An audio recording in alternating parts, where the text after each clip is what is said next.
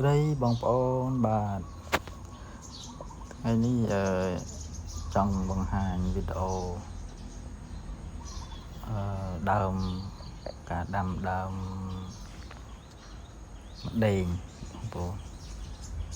នេះគឺដើមម្ដេងបាទហើយ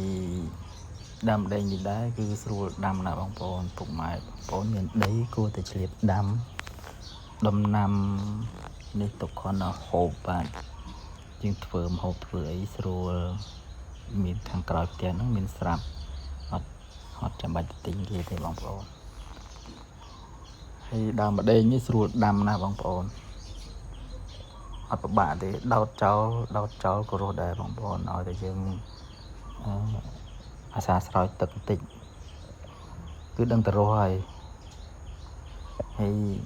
បើចំខែភ្លៀងវិញយើងដាំខែភ្លៀងមិនបាច់ចាំស្រោចទឹកទេបងប្អូន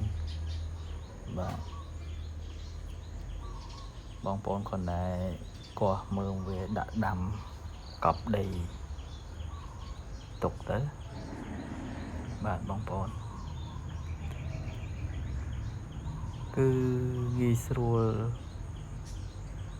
ពេលដែលយើងចាំបាច់ទៅធ្វើម្ហូបឆាក្តៅឆាអីហ្នឹងគឺត្រូវ